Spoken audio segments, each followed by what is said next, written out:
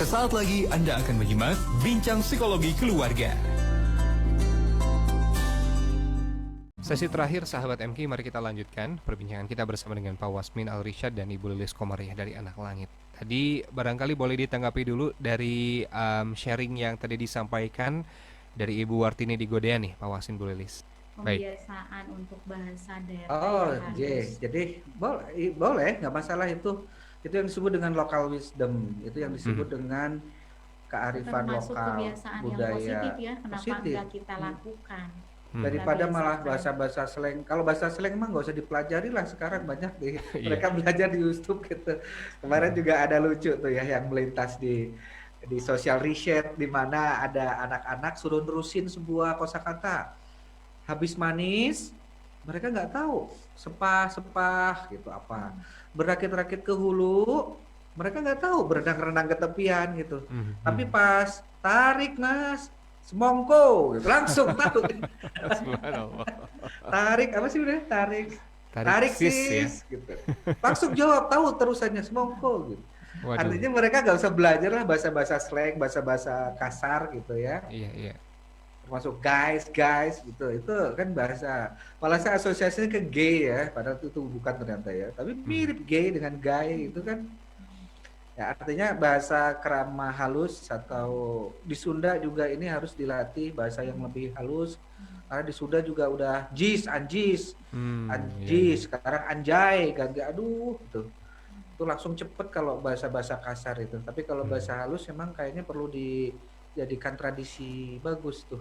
Betul. Panggilan-panggilan gitu di keluarga itu harus Iya. dibuat tradisinya, boleh itu. Iya. Dan ini juga tampaknya mulai jarang ya, Pak Wasmin, Bu Lilis. Dan itu jadi bagus loh, jadi apa namanya, Iya. keunikan khas Keunikan kita. tersendiri. Betul, Dan alhamdulillah. kebayang memang nanti anak kita agak kaku, tapi orang salut loh, sopan gitu. Betul. Ya syukur-syukur nanti dia diajarin bahasa halus, tapi dia tetap kalau gaul ya bisa menyesuaikan meskipun nggak kebablasan gitu. Betul. Mampu untuk menempatkan diri ya. Ya betul. Baik, alhamdulillah. Kita simpan dulu, masih ada beberapa atensi sebetulnya, tapi kita perlu kembali dijelaskan tentang nasihat saja tidak cukup. Ada hal tambahan mungkin yang perlu disampaikan? Iya, yang penting daripada mindset nasihat saja tidak cukup adalah sebuah pengetahuan dalam diri orang tua.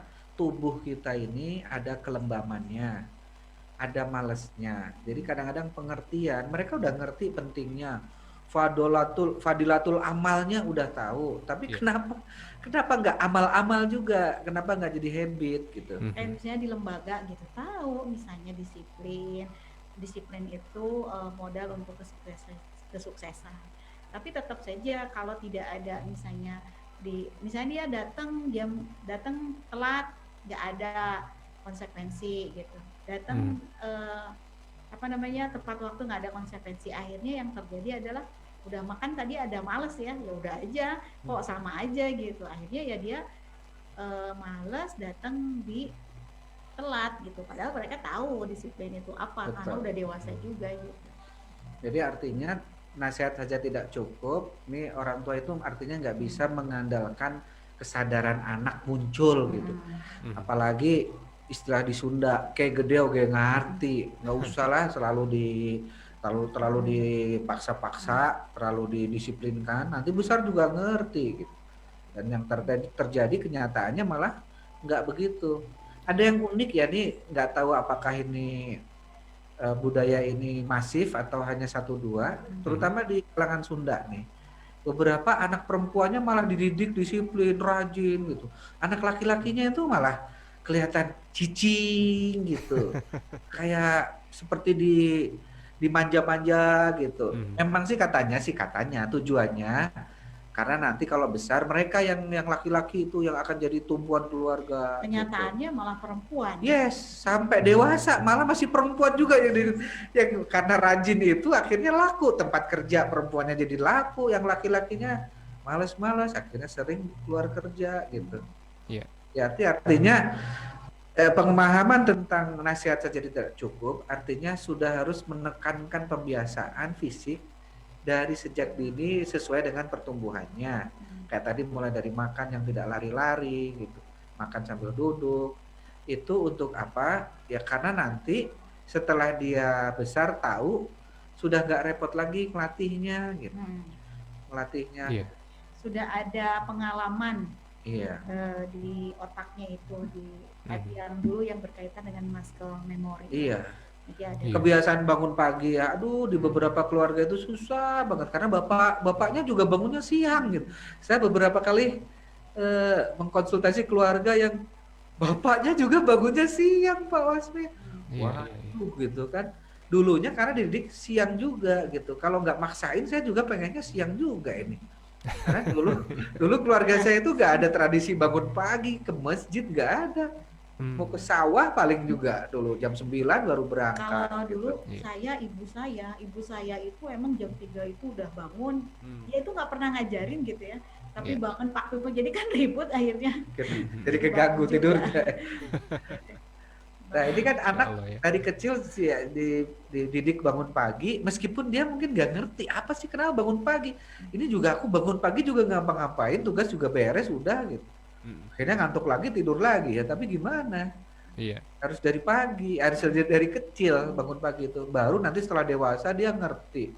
Hmm. Waduh, tempat kerjanya jauh, berangkat ada jam 5 pagi kayak yang dari Bekasi itu kerja di Jakarta jam 5 pagi udah berangkat ya. Betul, Jam betul. 5 pagi berangkat, bangunnya jam berapa berarti kan?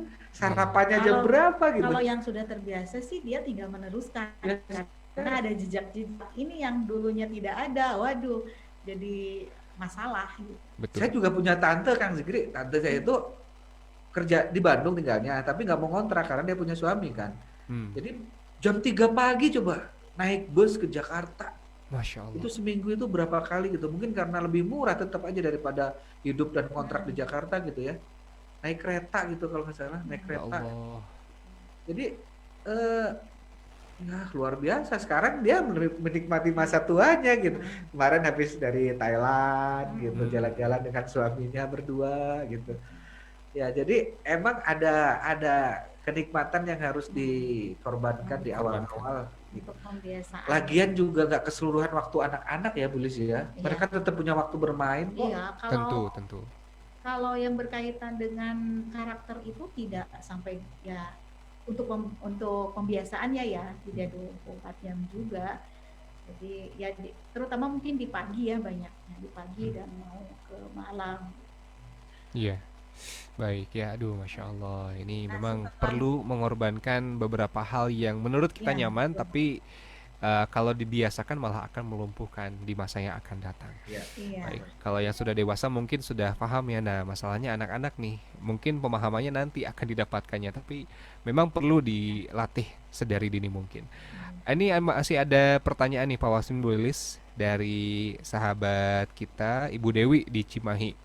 Apakah membiasakan anak makan sambil mendengarkan murotal Al-Quran juga tidak diperbolehkan? Karena kan tadi katanya harus fokus. Bagaimana nih Pak, Bu? Kalau auditorial tidak ada masalah. Tapi Mhm. kalau visual iya. Jadi kalau misalnya sambil mendengarkan sambil ngobrol juga sebenarnya tidak apa-apa. Makan sambil ngobrol tuh yang, nggak masalah. yang tidak Hmm. boleh itu mata misalnya ke Objek lain. objek lain. Tapi kalau misalnya disetelkan musik itu malah ketika musiknya relaksasi, musik Al-Quran, itu makannya itu bisa sambil menikmati. Alhamdulillah dapat rezeki dari Allah. Apalagi di saung. Kalau di saung mendengar Iya. gemercik Ya, hujan, itu. Kalau Iya. pendengaran sih tidak jadi masalah. suara burung, nah itu nggak Gitu. masalah yang itu. Kalau auditori silahkan dilanjutkan ya. Baik, ini ada pertanyaan selanjutnya. Mungkin ini terakhir ya sebelum kita tutup, Pak Wasin Bu Lilis dari sahabat Tati di Cianjur. Saya bacakan apa adanya ya Pak Wasin Bu Lilis. Jadi putri bungsu saya disebut bungsu karena dia mempunyai 3 orang kakak sambung yang semuanya perempuan dan alhamdulillah sudah menikah. Jadi putri bungsunya ini padahal sebenarnya dia adalah anak satu-satunya. Mungkin belajar dari pengalaman kakak-kakaknya dalam mencari pasangan. Sekarang pun dia seperti dalam mencari teman dekat itu maunya yang sudah punya mobil sendiri, bukan punya orang tuanya. Dan hal ini kadang sering mengganggu pikiran Ibu Tati yang menerapkan standar cari mantu itu kan lebih dulu agamanya baik dan benar walaupun dari segi harta mungkin tidak terlalu wah. Bagaimana cara mengkomunikasikan kepada putrinya ini, Pak Wasmin? Karena mungkin ini juga terbangun dari hal yang dilihat atau kebiasaan yang dibangun sebelumnya. Ya, ini menarik juga ya. Ini terjadi pada anak ya. Biasanya malah orang tua yang matre. Iya, Biasanya biasanya orang sebaliknya tua ya. yang rada matre karena khawatir anaknya nanti ke depan gimana gitu. Iya, Biasanya orang tua punya standar berhubungan dengan status sosial calon besan atau calon Mhm. menantu. Iya, Ini malah anaknya yang kelihatannya punya standar berhubungan dengan status sosial ya. iya. Tadi mobil kayak gitu kan hubungan dengan status sosial dan materi ya.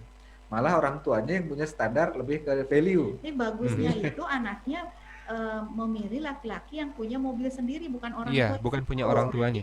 Oh, iya, Anaknya iya. memilih calon laki-laki yang mandiri dong. Nah, menarik. Itu bagus. Oke, mandirinya sih ya. Kita harus apresiasi mandirinya. Iya. Iya. Jadi ibu juga maksudnya jangan lihat negatif anak. Kalau betul tadi Bulis lebih jeli melihatnya. Mhm. Jadi kemandiriannya yang oke, nak saya setuju. Tapi kemandiriannya kan yang kamu bidik. Iya. Maksudnya punya mobil sendiri itu karena dia mandiri Karena kan. kalau misalnya yang ini tuh hanya punya mobil aja, entah itu mobil orang tua dikasih, nah itu bisa jadi matre kan? Oh ya mobil sendiri tapi dikasih sama orang tuanya. Nah, Sama. Ini gimana nih? Gimana nih? Ya, bidik kemandiriannya Bu. Ya Iya. kalau mobil sendiri karena penghasilan sendiri, beli Nah, sendiri itu. sih nggak masalah. Hanya yang kayak gitu agak susah nak sekarang. Siap-siap aja kamu lama dapat jodohnya. Iya, iya. Betul. Hanya Bu, kalau memang anak sudah punya pilihan, terus zaman sekarang ini gampang banget anak ini kalau dipaksa-paksa. Kayak kemarin paksa kuliah, udah mulai males, nyalahin orang tua. Nah khawatirnya kalau dia nikah dipaksa, nanti kalau ada masalah di keluarganya, nyalahin kita. Hmm. Jadi kita cukup nasihatkan saja kalau yang itu mah, bukan behavior. Kalau yang itu mah, Iya. karena dia Ya, sudah cukup dewasa ya. behaviornya, dia mengalami sendiri nanti Ya. konsekuensi. Konsekuensinya dia ngalamin Jadi sendiri. nanti karena gitu. pilihan, ya silakan terima semua gitu konsekuensi. Dan hati-hati orang tua juga jangan sampai, karena banyak orang tua yang melindungi anak-anak dari konsekuensi. Contohnya misalnya anak menjatuhkan gelas, kemudian gelasnya berisi air gitu ya kemana-mana. Nah harusnya kan anak yang beresin. Nah orang tua yang bebereskan. Hati-hati ketika orang tua melindungi anak dari konsekuensi, orang tua sedang melumpuhkan anak-anaknya. Iya. Ya artinya kalau dia nanti jodohnya milih sendiri dan ada masalah, ya jangan diambil alih. Iya. Konsekuensinya, biarin aja merasakan. Terima aja. Kan mama Juga dulu ini udah ngingetin. pilihan, gitu. ada konsekuensinya. Silahkan, nggak apa-apa. Hadapi. Kamu yakin sanggup kok gitu. Iya. Ya dulu kirain dia mobilnya beli sendiri, ternyata mobilnya dibeliin, jadi dia anaknya nggak mandiri, Me. Ya itu kan pilihan kamu. Mami mah ngedukung aja, dan sekarang Mami ngedukung kamu untuk kuat bersama-sama. Gitu. Nah ini kan lebih enak ya kalau kayak gitu ya. Lebih enak, lebih Kebayang fair. kalau misalnya itu dipaksa sama ibunya. Mami sih dulu sih. Nah, itu jadi nyalahin ya. Dan ibunya ya emang dipilihin sama saya, dan ada dalam hati kecilnya ini loh rasa bersalah. Iya, feeling guilty ya. Aduh. Akhirnya dibantu lagi, Jadi disupport lagi. senjata juga untuk anaknya. Gitu. Betul. Nggak mandiri-mandiri deh ya. Iya, iya. Nggak Jadi behavior berarti ya kalau Iya. gitu ya, nggak behavior, benar-benar. silahkan didukung saja ya dengan nasihat-nasihat. Baik, bonus Pak Wasin boleh satu lagi. Ini Oke, terakhir silakan. sekali karena ini juga cukup unik. Tidak disebutkan namanya, punya anak 6 tahun lebih usianya. Dia selalu bicara kasar. Nah, sesudah dihukum, selalu disounding ketika pas tidur dan sering saya kasih tahu, tapi masih saja seperti itu. Bagaimana ya solusinya? Hukumannya apa ya? Nah, hukumannya tidak disebutkan nih Pak Wasin Bulis. Ya, hukuman ke anak tidak boleh memberi ya, tidak boleh memberi pukulan, memberi bentakan, Ya. memberi pendiaman, memberi pengurungan. Memberi itu hanya untuk motivasi. Iya. Untuk efek motivasi, yaitu reward. Reward. Tapi kalau menghukum harus mengambil ke anak, Iya. bukan memberi. Mengambil fasilitasnya, mengambil ininya, mengambil internetnya, mengambil gadgetnya, mengambil makan kesukaannya, mengambil waktu tidur sama kita. Kayak tadi malam anak saya tidurnya di ruang tamu, nggak tidur di kamar karena kemarinnya ada pelanggaran, jadi mengambil jatah tidur di kamar gitu. Nah itu Nah, makanya reward apakah sanksinya sudah cukup efek jera atau tidak? Karena fungsi sanksi itu efek jera. Kalau dia masih gitu aja berarti sanksinya mungkin kurang efektif. Iya, jadi Boleh nggak diubah. pas gitu ya. Nggak Karena pas. ketika nanti berkaitan reward punishment, ada unsur seninya, ada unsur pasnya. Kita juga seninya itu gini loh, unik kan manusia itu gitu. Kayak misalnya kita niatnya sih, saya misalnya ke Pak Wasmi niatnya memberikan hadiah, terus kucing yang mahal, kucingnya itu yang dirawat. Nah, kasihlah ke Pak Wasmin. Terus Pak Wasmin tidak suka, malah bukan hadiah itu. Atau misalnya hadiah tidak punishment yang tidak sesuai. Misalnya hadiah ranking pertama iPhone 12, lebay banget gitu. Iya. Ulang tahun 17 tahun dibeliin mobil gitu. Kurang pas itu ya. Itu punishmentnya istilahnya seperti contoh teman saya. Anak saya itu kan sama saya es krim itu tidak jadi apa ya namanya sekali-kali gitu, nggak sering. Nah, ketika misalnya anak saya pengen es krim, kemudian dikasih challenge, oke, kalau misalnya nilai matematik kamu sekian, kita beli es krim ya. Akhirnya dia ngerjain matematik dan emang nilainya di atas yang ditentukan, akhirnya beli es krim, senang. Nah, teman saya melakukan hal itu kepada anaknya, nggak mempan. Saya tanya, emang di sana es krim gampang nggak? Kalau di keluarga saya kan es krim itu tidak diobral gitu. Itu dia, di rumah emang disiapin es krim, kita biasa makan es krim hangus, jadi istilahnya bodoh banget, nggak mempan sama sekali gitu. Nah, makanya kalau sanksi itu pas kena itu kebakaran jenggot, kayak anak saya, kenapa sih? Nah, itu baru pas ini apa sesuai gitu. Nah, kalau misalnya dia masih tenang itu biasanya jangan kalau yang gitu. Kalau anak sekarang mah banyaknya gadget ya sanksinya. Boykot gitu, gadget. Iya. Disita, meskipun ada yang enggak gitu. Makan, ada yang gadget enggak mempan tapi kalau dia doyan makan, makanannya disita dari kedua ya. Disita itu artinya dikurangin, yang biasanya ini enggak bisa, kamu jatahnya gini enggak bisa. Kamu enggak bisa makan sarapan kalau kamu belum menyelesaikan tugas. Nah, dia kapok tuh kalau makanan karena doyan makan. Ya, jadi sesuaikan dengan titik lemahnya ya. Lemahnya, Bu. Itu seninya di sana ya. Baik. Selamat mencoba dan ini juga jadi ikhtiar kita untuk lebih mengenal anak-anak kita. Betul. Ya. Baik, Pak Wasmi, Bu Lilis, kita sudah sampai di ujung obrolan kita. Di akhir mungkin ada yang ingin disampaikan kembali tentang tema kita. Ya, betul, karena kita ini bagi orang tua yang sudah mendengar ini masih kesulitan juga, kita ada dugaan ini masalah dengan bawah sadar. Jadi kita ada di akhir bulan ini, Sabtu Ahad 30 dan 31 hipnoterapi certification workshop kita gelar ya, angkatan ke-68 sekarang nih ya. Di 2021.